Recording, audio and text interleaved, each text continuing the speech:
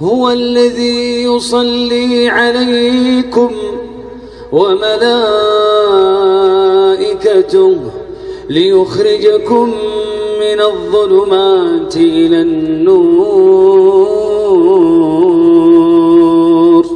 وكان بالمؤمنين رحيما تحيتهم يوم يلقونه سلام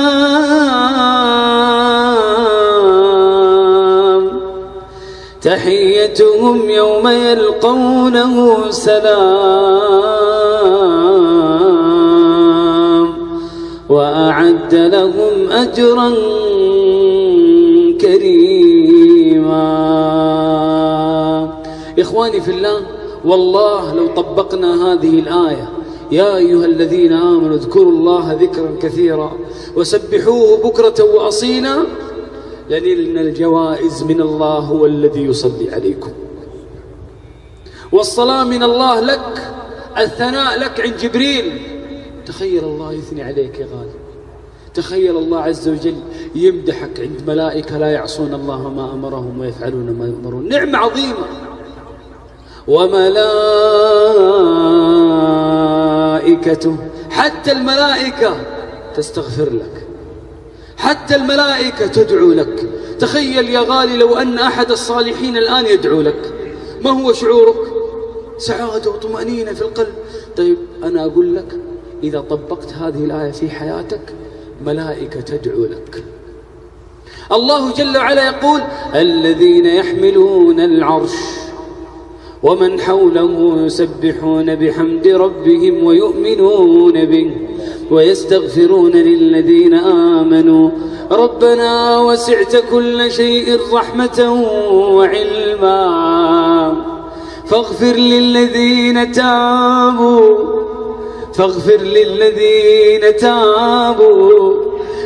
للذين تابوا واتبعوا سبيلك وقهم عذاب الجحيم.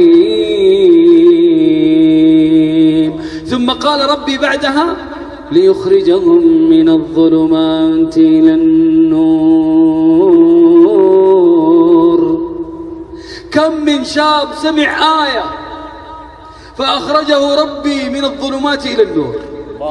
الفضيل بن عياض يا أخواني كان يريد السرقة، كان يريد أن يسرق، فسمع، شوف كيف بركة القرآن، فسمع رجل يقرأ كلام الله ألم يأن للذين آمنوا أن تخشع قلوبهم لذكر الله وما نزل من الحق. ماذا قال الفضيل بن عياض؟ قال وهو يسرق بلى قد آن، بلى قد آن، بلى قد آن. صدق ربي عندما قال ليخرجكم من الظلمات إلى النور وكان بالمؤمنين رحيما.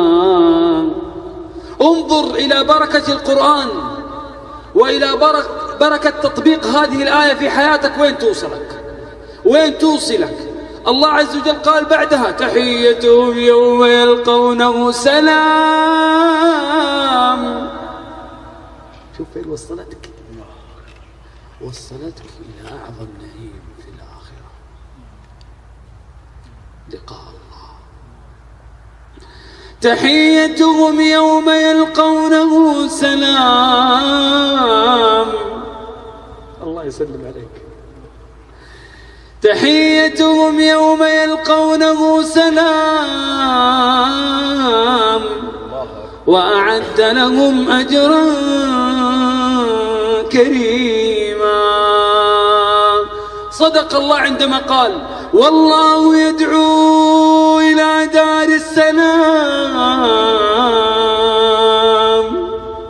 ويهدي من يشاء إلى صراط مستقيم.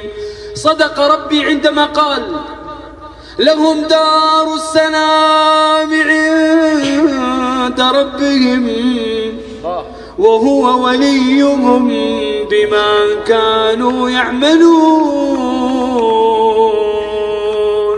والله متى العبد استقام بشره ربي بعدها بدار السلام.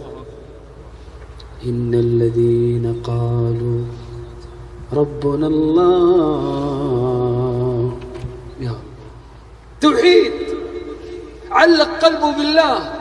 إن الذين قالوا ربنا الله ثم استقاموا فلا خوف عليهم ولا هم يحزنون.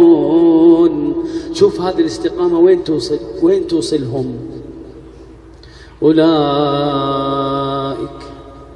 أولئك أصحاب الجنة خالدين فيها جزاء بما كانوا يعملون. حياتي مع الله أجمل، مع الله تحلو الحياة، وقلبي إليه تبتل صياما دعاء صلاة. علق قلبك بالله. يقول أحد السلف: المسارعة إلى الله بالقلوب أعظم من المسارعة إلى الله بالأبدان. فعشان كذا إلا من أتى الله بقلب سليم. ولا تخزني يوم يبعثون يوم لا ينفع مال ولا بنون إلا من أتى الله بقلب سليم. انظر وتمعن وتأمل ماذا يقول الله عز وجل مادحا إبراهيم: وإن من شيعته لإبراهيم إذ جاء ربه بقلب ماذا؟